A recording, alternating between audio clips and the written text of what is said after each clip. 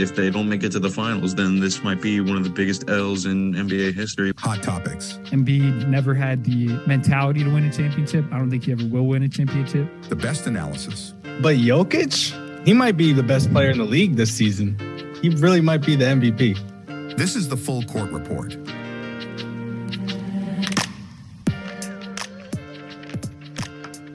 And we're back. Yes, sir.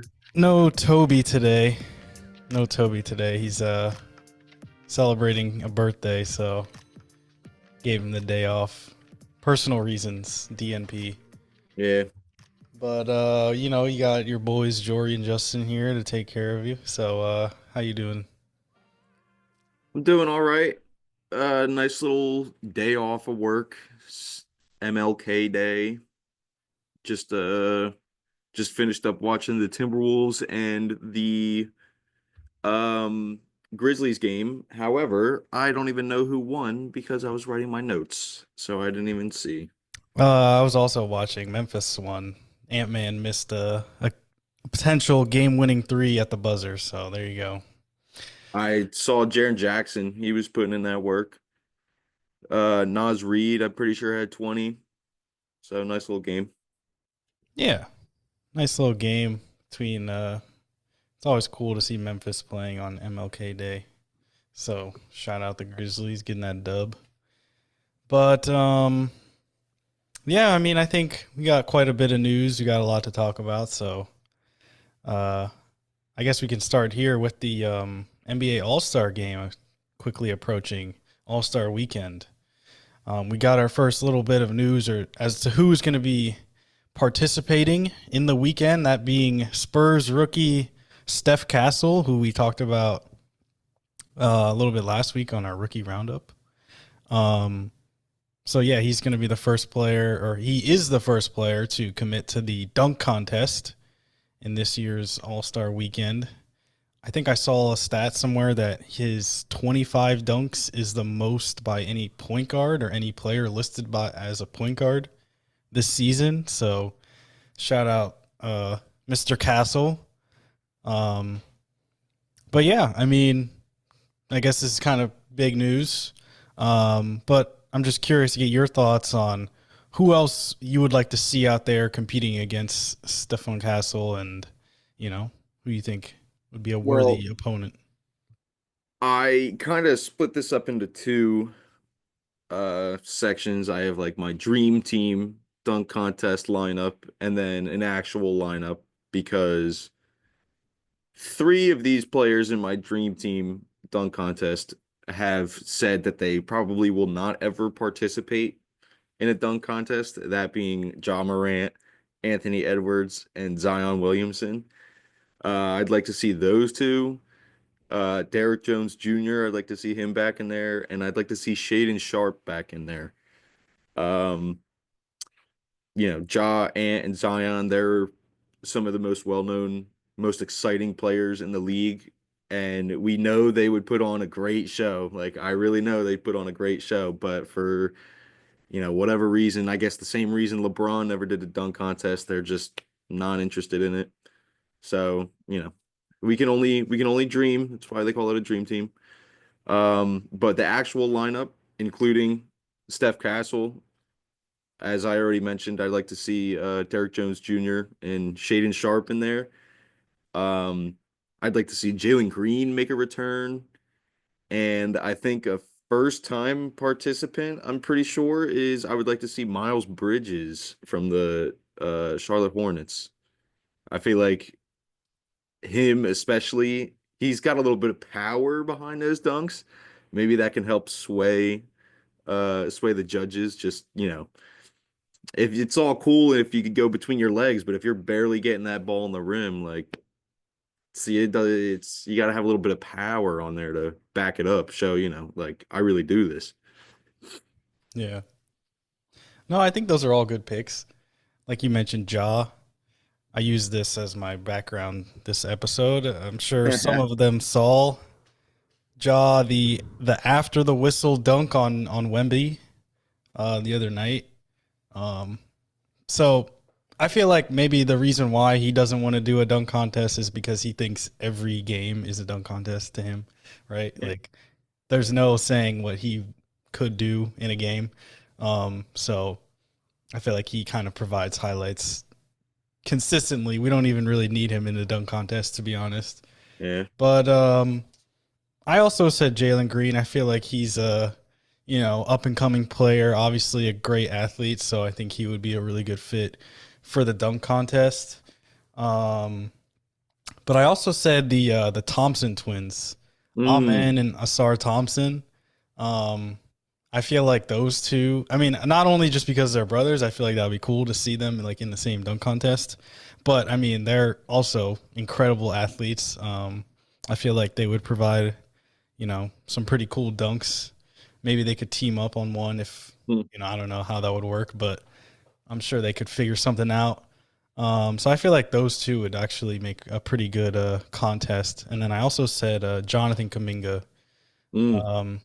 Because this year's All-Star Weekend is in San Francisco, so who knows? Maybe him being like playing for the Warriors, that might help him get into the dunk contest. I don't even know if he has any interest in doing that, but I feel like he would be a good candidate, just given like you said, I feel like he kind of has like those powerful dunks every once in a while, but he can really get up there. So I feel like he would be a solid choice as well. But yeah, man, I mean, the dunk contest, I feel like it's I don't know. I feel like it's fun to watch. I feel like I always have fun watching them. It's tough to come up with new dunks, I feel like, in the year 2025, but yeah. And I mean, that 2016 dunk contest, like you'll never be able to top it. Like every time I think of the dunk contest, I think of MJ dunking from the free throw line. I think of Spud Webb versus Dominique Wilkins, and I think of that 2016 dunk contest. Like you can't, no matter who you put in there, it'll never be better than that. So we just got to appreciate it for what it is. yeah, no, I mean, between Aaron Gordon and Zach LaVine, I think Zach LaVine won. So I think, I don't know. That was definitely one of the best I've ever seen. Just the back and forth nature of it. I think they just constantly went back and forth, getting like 50 scores or whatever. So I feel like, I don't know if we'll ever see something like that again, but every once in a while you're going to get a really fun dunk contest. And I think, this one could be pretty fun, but obviously we got to see who's going to be in it this year. But, yeah, so looking forward to that. But also just the All-Star game in general, we're going to get a little bit of a different, I guess, game this year. So the NBA, they announced a new format for this year's All-Star game. So it's going to be 4 teams. I guess the 24 All-Star selections are going to be split up into 4 separate teams. Or I guess 3 teams, I should say. So 2 teams, they're going to meet in a semifinal. I guess the other 2 teams are going to meet in a semifinal as well. And then the winners from those 2 games will advance to a championship game. And for each game, the winner, they will need to reach 40 points or surpass 40 points. So like I said, the 24 all-star selections are going to be divided into 3 teams, and the 4th team is going to be the winner of the Rising Stars game, I guess the night before. And these 3 teams are going to be drafted by the Inside the NBA guys, Shaq, Charles, and Kenny. So they're going to be drafting these all-star teams. So it's going to be a little bit different. I think, obviously in the past we've had like the 2 captains where, the East and West guy, they kind of just picked the teams. They went back to East versus West, I think last year, maybe 2 years ago. So they've been constantly kind of trying to figure out how to make the All-Star game like more competitive. How can we make it more fun to watch? I don't know. Do you think this is a good idea with them like kind of splitting up these, all the players into different teams and making it a smaller tournament kind of thing? Yes and no. More no, but a little bit yes. Uh, no, because it's like don't include the rising stars guys. Like you're giving like I don't know if it necessarily counts as an all-star for them. Like I don't think they're, you look at their basketball reference, I don't think it says, Asara Thompson is an all-star, but like I don't know, you don't put a rookie in an all-star game unless they're an all-star. But that might make it a little bit more fun because I have a feeling that the young guys, they're going to actually come out to play. They're going to be like, you know what? Everybody's watching All-Star Weekend. Let me make a name for myself. So I feel like they're going to be trying a little bit harder. And if the Rising Stars can snag a game, if they can snag that first game, that'll make it real interesting because then it's like all the other old heads are going to be like, hey, man, we might have to watch out. Like, I don't want to get embarrassed in front of, on national TV in front of all these fans. I don't want to get embarrassed losing to a rookie. So it might make it a little interesting, might make it a little bit more competitive, but I really think it's kind of like disrespectful to the actual all-star players because it's like these guys are getting in the game for free, basically. Like they didn't earn this, they're just here because. I mean, they earned it to an extent, but I don't know. I'm a little half and half on it. I think having those three guys on TNT draft the teams, that might be a little fun watching them like go back and forth. You know, Charles makes a bad pick and then Shaq and Kenny are clowning him. Like that'll be fun to watch, I feel like. But for me personally, I actually really liked the like team captains and drafting the teams like that. But I have a little tweak to it. So I was watching, I think it was Adam, I know it was Adam Silver. I think he was on Shaq and Adam Lefkoe's podcast talking about like viewership, the NBA viewership and all that stuff and how people are saying the numbers are down. And he had said like cable television viewership numbers are definitely down, but like fan interaction and like investment hasn't, like it's gone up. The thing that's changed is the NBA has a little bit of a younger audience now, people our age, and we're seeing everything on social media, on YouTube and Instagram and stuff like that. Like people are still watching the NBA just on a different platform. So his point to fan interaction, I think the fans should be able to vote on the draft. You take the two captains. It would take a little bit of time. Like instead of having Shaq and Kenny and Charles do it, have, a link on TNT. You're watching it on TV. There's a link on the screen. You go on your phone. Let's say LeBron and Giannis are the captains. LeBron gets the first pick. Fans have 60 seconds to vote for all of the available starters, and whoever has the top vote is LeBron's first pick. Then you do it for Giannis, and you just keep repeating that. That might take a little bit of time, but that would really get like fan engagement going and stuff like that. I think that might be a good idea.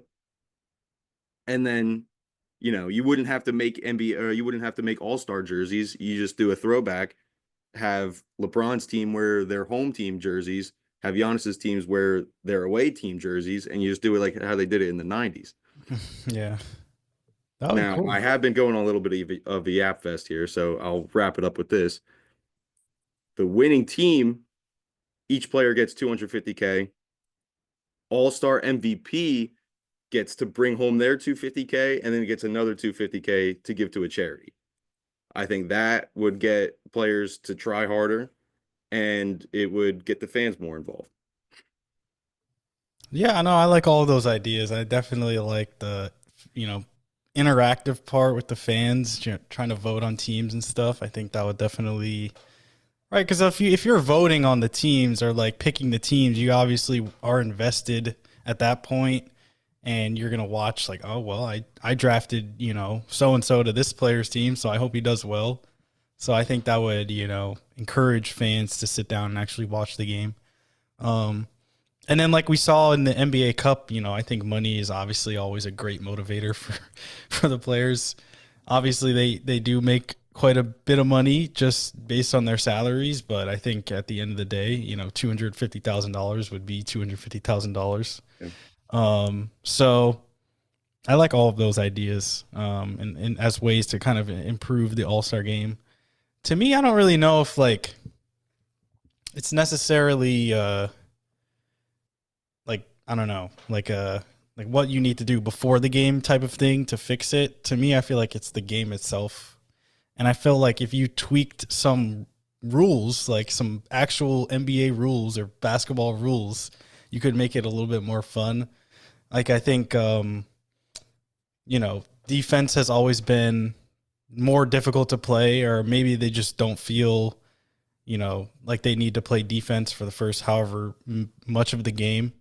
But I felt like if you kind of allowed 3 seconds in the key defensively, if you allowed goaltending, if you allowed like hand checking, stuff like that, and just made it more of a defensive slanted game, because that would also, it wouldn't really require too much more effort if you allowed all of these things, right? Because if you have Victor Wembanyama just sitting in the paint the entire game, right? Like maybe that might eliminate some like highlight dunks and alley-oops and stuff, but I feel like it would make the game a little bit more competitive and force players to actually like play the game. So I don't know. I feel like maybe doing stuff like that, I don't know if the NBA would go for it. But I feel like if you want to try and get some more defense in the game, maybe just make it easier for the players to play defense. Yeah, no, I actually have never even thought about that. Like literally just for the All-Star game, get rid of defensive 3 seconds, get rid of goaltending. I actually think that would, make a big change. Like that would make it a lot more interesting. Just for no reason, you just see somebody go up and swat something that's hanging on the rim. Like you at first you'd be like, what the hell is that? But then you get used to it and you're like, it's not too bad. And then who knows, that might encourage them to change the actual rules in the NBA because players have talked about that playing over in the Olympics and stuff like that. Some of them prefer those rules. So Yeah, I mean, like you said, we saw that like over the summer in the Olympics, and I do feel like it changes the game quite a bit, just like how they approach it and stuff like that. So I don't know. It's tough. Like the NBA, it's not an easy thing to fix the game and try and make it more competitive. Because at the end of the day, it's just like an exhibition game. Like it doesn't count towards anything. Like obviously, if you're an all-star, you want to kind of stand out, I guess, among your other all-star peers.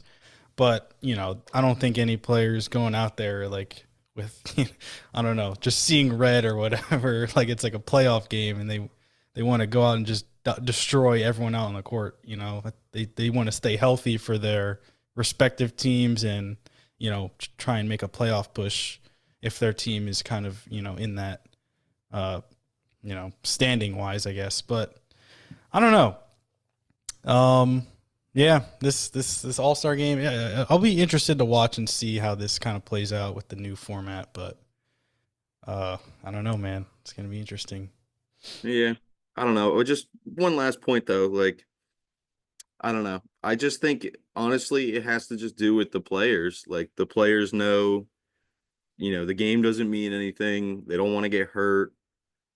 And I mean, I don't know. Like we weren't there to see it, like, with our own eyes, but we know like 90s All-Star games, like they were lit. People were trying, a little bit, but we still got the highlight plays. Nobody was ever getting hurt in the All-Star game. Like I can't think of any time anybody got injured in an All-Star game. So, I mean, I don't know. They just got to put in a little bit more effort. Like they don't have to be playing as if it's a real game, but like don't just be letting Steph Curry yank it in your eyeball from half court. Like put a hand up. Like Yeah. just it's the little things. It's the little things. Yeah.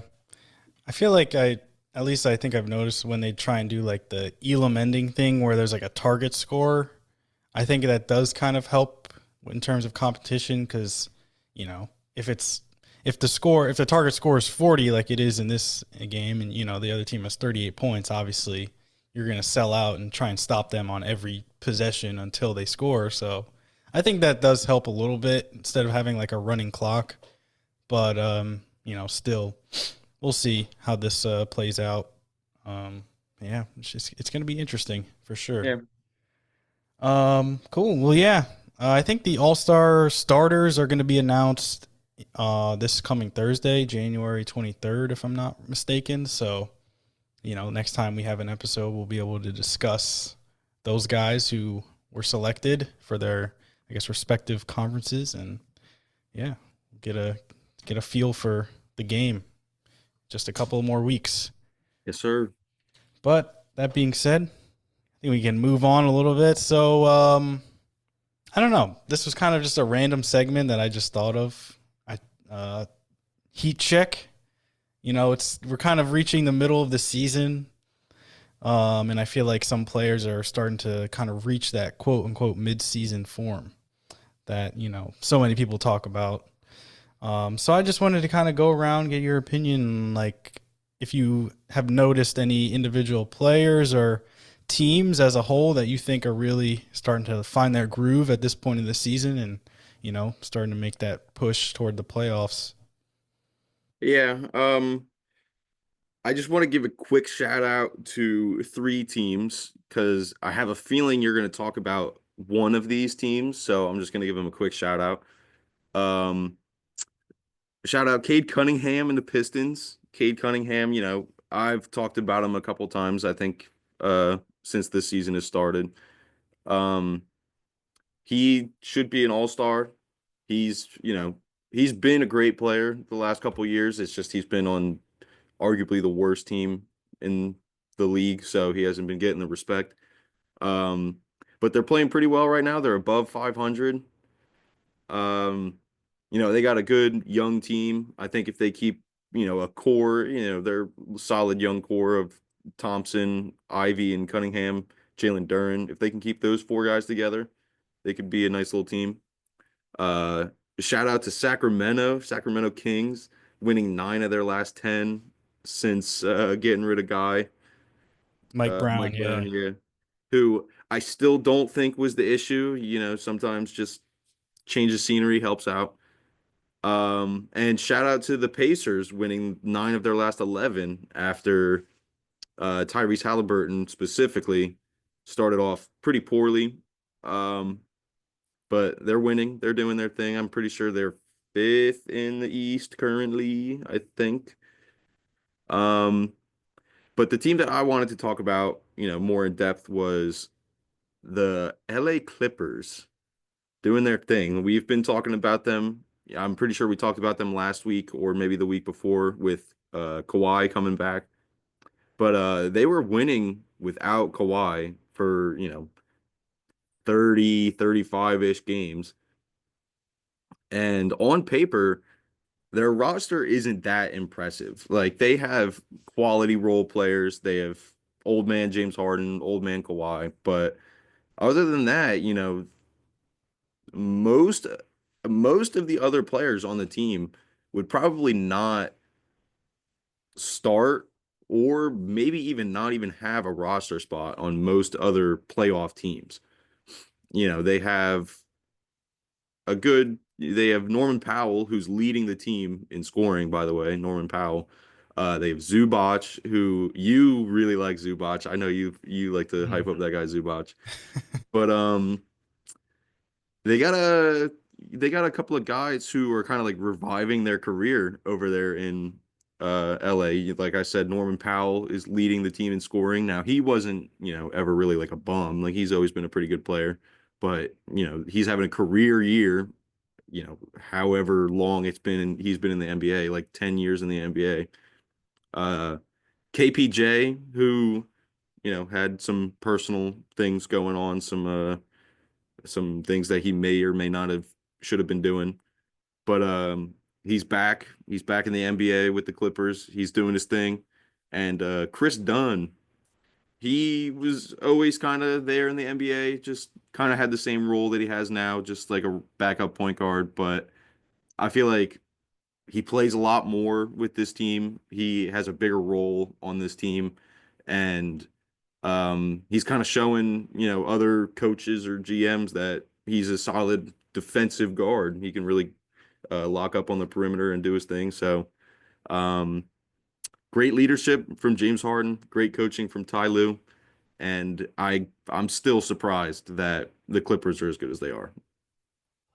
Yeah, no, I agree. I mean, I don't think a lot of people expected them to really be competitive, especially without Kawhi. But now that he's back, I mean, they look very, very good. So I know we talked about them pretty recently, as a whole. So I don't want to talk too much about LA, but they're definitely a team to look out for as the postseason comes around. A team with a lot of veterans, so I think they'll make any playoff series competitive. But honestly, I didn't really pick too many teams. I picked a couple individual players that I think are starting to kind of find their groove. But I have two honorable mentions before I mention the guy that I want to talk about kind of more in depth. So Scoot Henderson out there in Portland. He was, the former number 3 overall pick in the draft with Wemby and Brandon Miller. So, I don't know. Kind of feel like he's been overlooked a little bit obviously last year and then this year. He hasn't been a consistent starter or anything for Portland, but I think he's doing his thing. Over the last 4 games, he's averaging 25.3 points, 7.8 assists, 4.5 rebounds, shooting 57% from the field, 53% from 3, and 79% from the free throw line. So I feel like he's starting to figure it out. I really liked him when he was coming, out of the draft, as a draft prospect. So yeah, shout out Scoot. Career high 39 points against Brooklyn the other night. So again, shout out Scoot Henderson. I feel like he's I don't know what Portland's going to do with him if they decide to keep him around after his rookie contract is up, but he's still very young. He only turns 21 years old in February, so he still has a lot to grow, I think, and I think a player that a lot of teams might want if Portland does decide to move on. And then in Charlotte, Mark Williams, a center who they drafted, I think, 3 years ago. He's been around. He hasn't really been, a huge name or anything like that. But there was news, I think earlier this week or maybe last week, they traded their other center, Nick Richards, to Phoenix. So I think this is why he's starting to kind of blossom, being, now kind of like their go-to center. So he's averaging 18.7 points and 12.7 rebounds in the month of January. Like I said, they traded Nick Richards, so he's kind of been their, just kind of go-to guy at that spot, and I feel like he's really making the most of it. He had a career-high 31 points in their first game after that trade, after Nick Richards was traded. So he's only 23 years old, right? He's in there with LaMelo and Brandon Miller. So I feel like they got a really solid young core with those 3 moving forward. And, they haven't won a ton of games, so they're probably going to be drafting pretty high again this year. So who knows who they bring in next year. And I feel like whoever that is going to add to an already really solid young core. So definitely a team to look out for. Shout out Mark Williams and the Hornets. But maybe this is why I wanted to do this segment, because I wanted to highlight my guy, Jamal Murray, Denver Nuggets. I feel like, I don't know. I just felt like to start the season, there was a lot of criticism of Jamal. He didn't have a great summer with Team Canada, and, in the playoffs in 2024 wasn't really, didn't really live up to the expectations I think the Nuggets had for him. So after Christmas, he had 13 points on Christmas Day in a loss against the Suns. But since then, he's averaging 22.1 points and 5.8 assists per game. He's shooting 49% from the field, 44% from three, and 93% from the free throw line. He had a season high 45 points in a recent win over the Mavericks. And I think he had 30 points or something around 30 points in a game against the Heat as well. I just feel like he looks more like himself. I don't know really how else to explain it. He was really never the most like explosive athlete, right? Like he's not the most, bouncy guy. He's not going to dunk on you or anything crazy, like Ja Morant behind me or something like that. But he just plays with a certain type of swagger and like confidence that I don't think we saw to start the season. But in that game against Dallas, in that game against Miami, like he was showing off, his bag essentially, his ball handling, everything, mid-range pull-ups, posting up, post fade, stuff like that. So I just feel like when he has that confidence, he is one of the better point guards, I guess, in the whole league. And I think the reason why it's so important to highlight this is because the Nuggets obviously have championship aspirations with Nikola Jokic and the rest of this team. But I feel like as good as Jokic is and as good as the rest of the team is around him, I think Jamal is really like the catalyst for the Nuggets as to if they can win another championship. If he's not playing well, I don't think it's possible. But if he is playing well, I think they're right up there with any team in the league, to be honest. So, like I said, I just feel like he's really playing with a level of confidence that we haven't seen maybe since the 2023 playoffs. But yeah, man, I think he's really starting to find his groove. I think he might have been dealing with some kind of injury from over the summer, so maybe that's why, or you could attribute the slow start to, but I don't know. I think ever since Christmas, I feel like he's really kind of turned a corner, and I think the Nuggets as a whole, are really starting to find their identity as a team.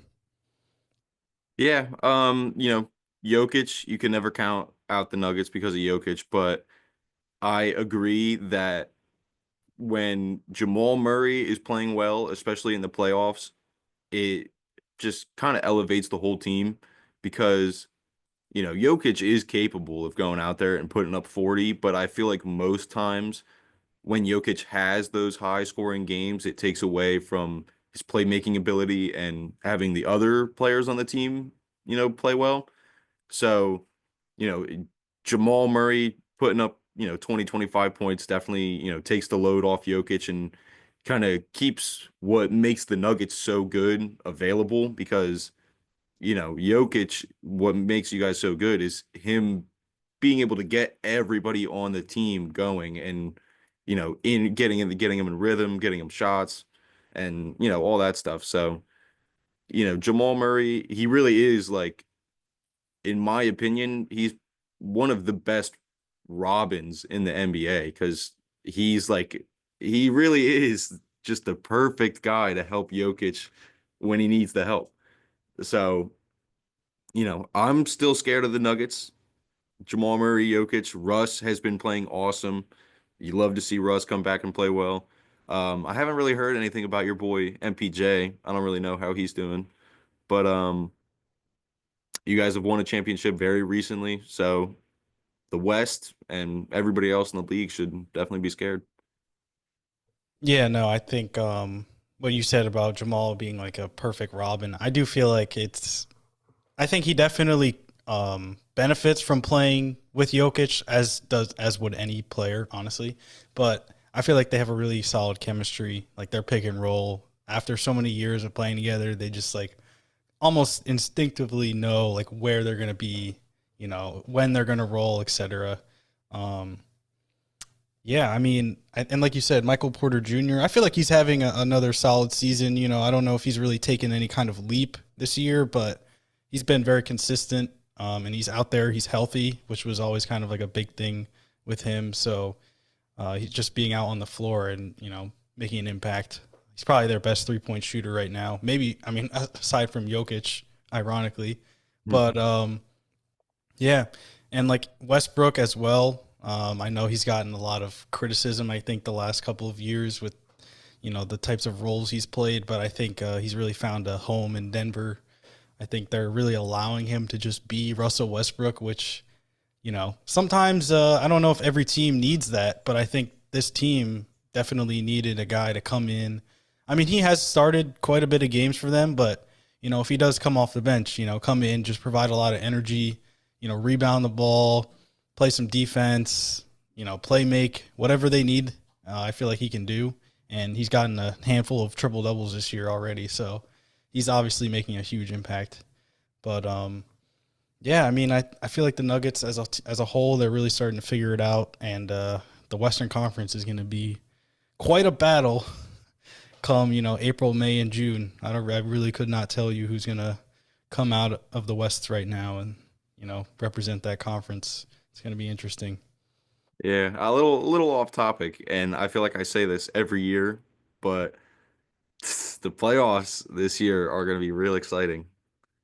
I think the playoffs are going to be this might be one of the best playoffs we've had since maybe the bubble, because in my opinion, the last time we had a real nice playoff season was the bubble season. Yeah, no, I mean, like we even talked about out east, with the Cavs off to really a historic start. The Celtics, obviously the reigning champs. Your Knicks obviously have been really good. Like you said, the Pacers are starting to figure it out. Last year they were in the conference finals. And then, in the West, you got OKC, Memphis, Denver, the Clippers. So, I guess it's a stat. Yeah, I guess it's a stat. I saw something the other day. The Atlanta Hawks, the only team in the NBA, or maybe it was the East, but I'm pretty sure it's the NBA, the only team in the NBA to beat the Cavs and the Celtics twice. So wow. I don't know, dude. I'm always scared of those Hawks, dude. There Yeah. were actually the Knicks and the Hawks are playing right now, and we won. We beat them 119 to 110. Oh, there you go. Yes, sir. Yeah, the Hawks are, they're like a frisky team. I feel like they just got a bunch of really good players, right? Like Trae Young, obviously, is probably like the headliner there, but you got Jalen Johnson, Dyson Daniels is having a career year and is a great building block for them. DeAndre Hunter, who I think at one point Atlanta fans probably didn't even want him there anymore, but now I feel like he's really starting to, make an impact. So the Hawks, yeah, man, they're going to be an interesting playoff team moving forward because they do have some playoff experience, some of their players. So it's not like they're just some young, scrappy team. I do feel like they're gonna get there and be competitive. But yeah, the playoffs, man, it's gonna be interesting. It's gonna be very interesting moving forward how this all shapes out. But yeah. So shout out all those players who are starting to, find their groove and stuff. But I kind of wanted to talk about this. I don't even really know how to. I don't know. This is just weird. Honestly, I just saw this and I was like, this could be fun. So according to ESPN, Maverick Carter, who is the business manager of LeBron James, he has been enlisted as an advisor by a group of investors seeking to raise $5 billion to form an international basketball league that would rival the NBA. So the group, the group of investors, they're looking to form a league consisting of 6 men's teams and 6 women's teams that would play around the world. That's basically all the information I think we have right now. Like, we don't know where around the world, or, if they're going to try and get NBA players or WNBA players or just players from all over. Who knows? But I just thought it would be fun to discuss. If we were to make a new league, who would you want, kind of headlining a new basketball league? And I feel like we could go back and forth. I'll let you get the first pick since, why not? I think I got the first pick in the last thing we did last episode. So, but yeah, I guess we can just each draft teams of 5 players from the NBA or, like the WNBA. Like I said, there could be 6 women's teams in this league. And, who do you think would benefit this new league in terms of, marketability? Obviously you want to bring eyes to a new league. So who do you think would most do that? With my first pick of the Maverick Carter Basketball League. I'm going to pick his business partner, LeBron James. I feel like he's on his way out. He's retiring. Let him, pay him crazy amounts of money. Let him play 1 year in this new league just to kind of kickstart it. And he can retire and maybe be part of, the ownership group of this new NBA or whatever. So I'm going to pick LeBron first overall. Interesting. Yeah, honestly, I made a list of players who I want to select. I didn't even have LeBron on the whole list at all.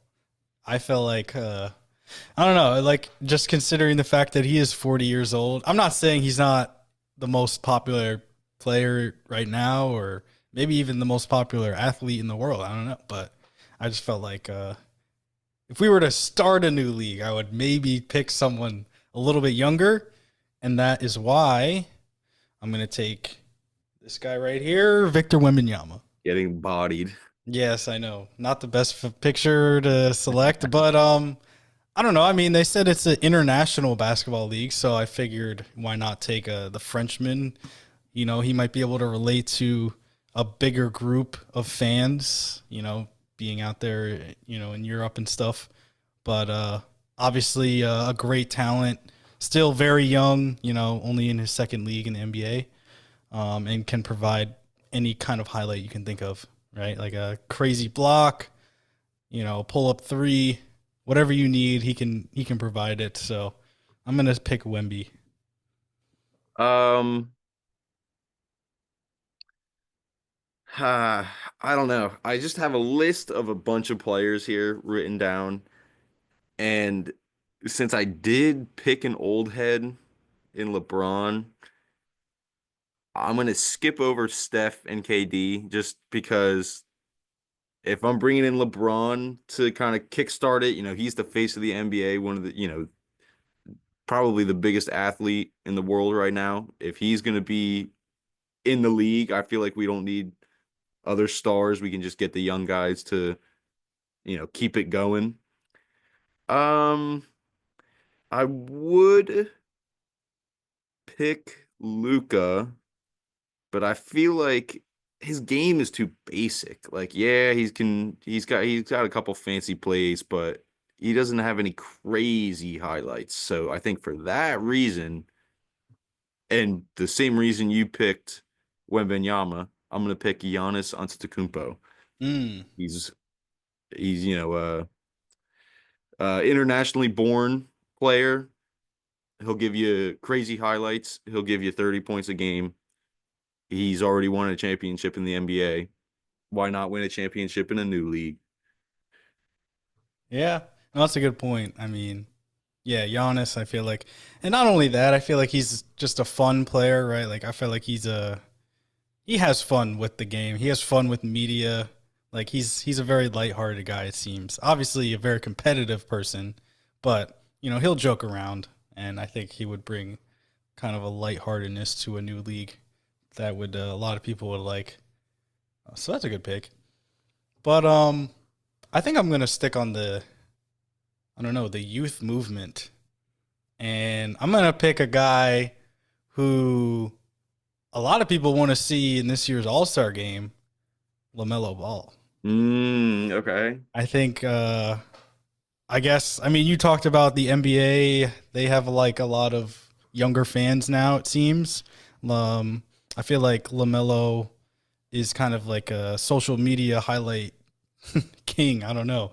Like he's shooting like one-legged threes and behind the back passes, like whatever you want. Again, the same thing with Wemby. I feel like he's just a highlight waiting to happen. So I feel like not only that, I mean, he obviously had, some marketability things with like the big baller brand, and I think he's the face of Puma now, essentially Puma basketball.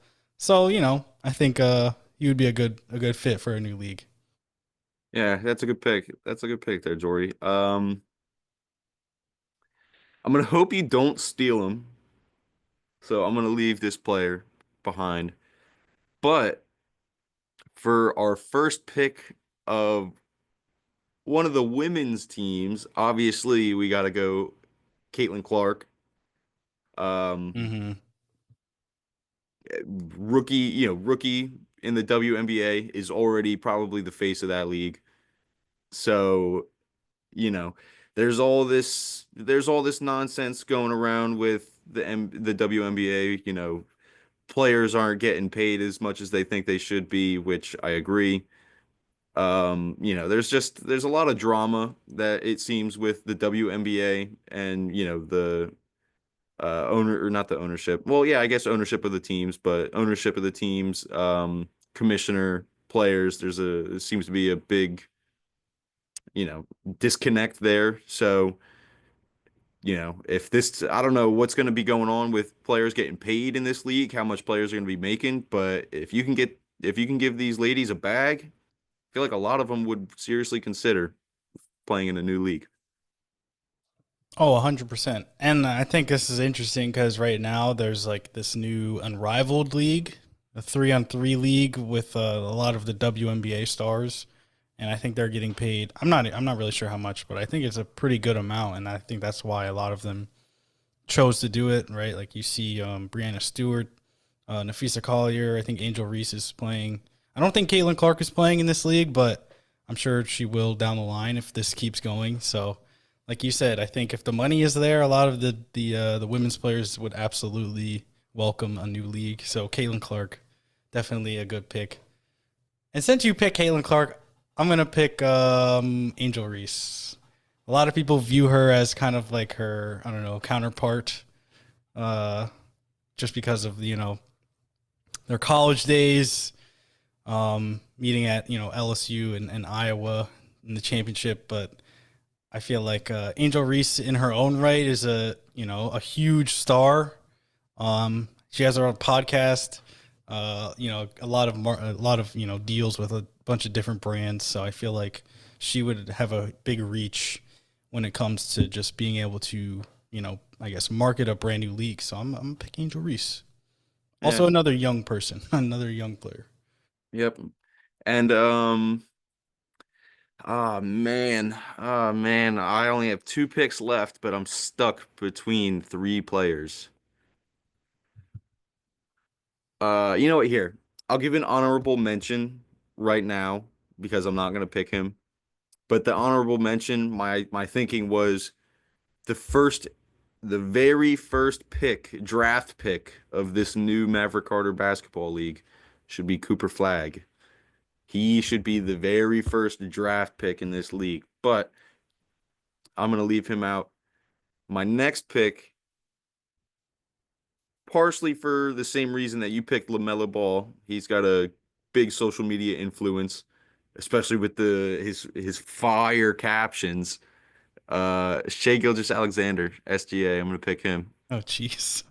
I knew you were going to say that after the fire captions. He, I think all time, him and Drake might have some of the best caption games. I don't think it'll ever be passed. You can't get better than SGA or Drake. Oh, jeez. Yeah. I mean, yeah, I think he definitely has, I guess that social media influence, but nevertheless, an outstanding player as well. SGA, another younger player, I guess. Um, you know what? Since I don't know how we haven't taken him at this point, I'm gonna say Steph Curry. Okay. I feel like at this point, I feel like you got to take him. He still, I feel like, has a couple years left of actually his playing career, but I think it's undoubtable. I think he has a huge fan base. Whether you like the Warriors or not, during their heyday when they were winning all their championships, I still feel like Steph Curry was a pretty likable player, and obviously one of a great talent, probably the best shooter of all time. If so, I don't know. It's hard not to pick someone like that, and yeah, I feel like again his reach would help this brand new league. Yeah. Yeah. And I don't know. For my last pick, I kind of second guessed myself, but I'm gonna stick with my first pick. Every league needs a villain, and the perfect villain for this league would be Trae Young. Trae Young, he, you know, it's I kind of feel like it's more with just the Knicks, more so than the whole NBA. But Trae Young, he loves the hate. He loves the hate. He really embraces it. Loves to hear the fans talking trash to him. Uh, he's a magician with the ball. Guys shooting from half court, no look lobs, half court lobs. He's great with the ball in his hands. Great player. But I almost picked Embiid for the same reason. But if we're considering health into this draft, obviously you wouldn't want to pick a guy who's always getting hurt. So Mhm. Trae Young is going to be my final pick. Interesting. Yeah, no, I feel like Trae Young is like a great showman. Like he's shooting dice on the Knicks court after what was that, a NBA Cup win, I think. Yeah, Yeah, yeah. like I feel like he just knows how to kind of play, like you said, like play the villain to a lot of different teams. So that's not a bad pick whatsoever. Um, I feel like the players. I mean, I guess LaMelo, he's a little bit outgoing, but I still feel like he's maybe a little bit more reserved, especially now. I feel like he's really focusing on basketball, but I kind of feel like I need a little bit more of a bigger personality. So I'm gonna say Anthony Edwards. Mm-hmm. I feel like Ant Man. He really has no filter. It seems like. I think you sent something to us the other day that he has like $280,000 worth of fines already Oh this yeah. season.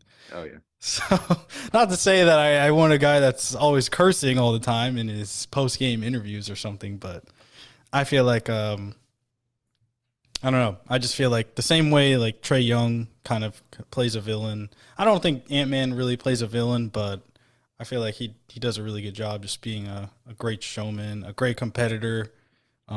Really never backing down from anyone. I mean, last year in the playoffs, like he was chirping with Kevin Durant, right? Like I don't know. It's just I feel like he's fearless. So I feel like he would be a really good player to have in a brand new league as well. Yeah, and who knows? Maybe this new league post game interviews, you say whatever you want. You won't have to worry about getting fined. Exactly. Yeah. Uncensored. Who Yeah. knows? Yeah. Well, yeah, man. So I wrote. So you got LeBron, Giannis, Caitlin Clark, SGA, and Trey Young. That's your team, Justin. And then for myself, Wembenyama, Lamelo, Angel Reese, Steph Curry, and Ant Man. So we got some interesting little squads there.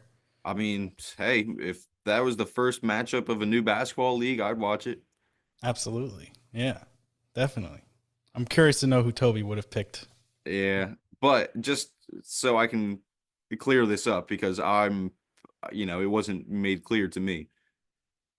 The men's teams and the women's teams would not be playing each other, correct? Or would they? Yeah, no, I don't think so. I mean, I don't. I don't know for sure, but I'm pretty sure that's how this would go. I'm pretty sure it would just be men playing the men and the women playing the women's teams. Okay. But again, we don't really have much information. This was just something I saw on ESPN. Shams kind of reported this, and I was like, "Wow, this is interesting." We haven't really seen like we have like what is it, the Big Three with the Ice Cube League, with some of like the retired NBA veterans, and then I don't know. We don't really have many other men's leagues that are really trying to compete with the NBA. So could be interesting, but feel like they're going to need a little bit more than $5 billion. As much as that is, I mean, what? That's like one NBA team, like the worth of one NBA team, if we're being honest. Yeah. So, you know, they might need a little bit more than that. But you got to start somewhere, I guess. So, yeah. So we'll see what happens here.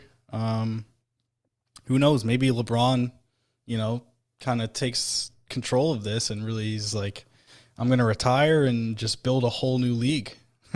And just, I don't know, says who needs the NBA? I mean, if they could do whatever they want with this, dude. They could like come up with whole new rules. It could really be a whole different sport. Like they could really do whatever they want. Mm-hmm. So Yeah. who knows, I'd like to see it happen. Just as something new, just something different. Yeah, I don't think it would even hurt the NBA. Like, I don't think it would hurt them as a business. Like, they'd still have, their own players, still be the same thing it is now. Just who knows? Maybe it would give them incentive to change things of their own league. It's very true. Yeah, I mean, I don't know. It's going to be interesting. Yeah, this could be years away. It might never happen. Who knows? Yeah. But we'll see. But yeah, man. Well, I guess that's really all we have for today. I don't know if you have any other final words. But Just real quick, can't believe the Ravens, man. Can't believe the Ravens. Just a terrible game. Terrible game. I But thought it was a good game, honestly. I no, mean, it was a good game. It was a good just football game, but I was if you're a rooting for the Ravens fan, Yeah, no, I probably was not rooting happy for the about it. Ravens, so. But I don't know. If I had to say anything about that game specifically, it does not it kind of confirms that the Chiefs should win against the Bills, because if the Ravens were playing as bad as they were and it was still a one possession game, I don't know if the Bills have what it takes to beat Kansas City. Yeah, man, it's crazy. Kansas City's on the brink of history, becoming, I believe, the first team to ever three-peat in the I hope NFL. they do it. So At this point, now definitely, that the Ravens are out, I hope they do it. it's gonna be crazy. It's gonna be crazy. So the But NFL playoffs, man. shout out Jaden Daniels, bro. Rookie quarterback getting to the conference championship. Like, I've seen a bunch of the, ESPN, the NFL guys on ESPN and Fox Sports and all that stuff. They're saying this guy Jaden Daniels has having the greatest rookie season ever for a QB. Kind of So hard to deny it at this point. Yeah. yeah, who knows? We might have ourselves a superstar in the making right here, ladies and gentlemen. You love to see it. Yeah. So Except he's in the Giants division, so kind of stinks, but whatever. yeah, not exactly what you want. But yeah. So, the Super Bowl is going to be interesting down there in New Orleans, I think. So, whoever's out there, I'm sure maybe on the next episode we'll maybe make some predictions if the matchup is already set. But yeah, it's going to be crazy.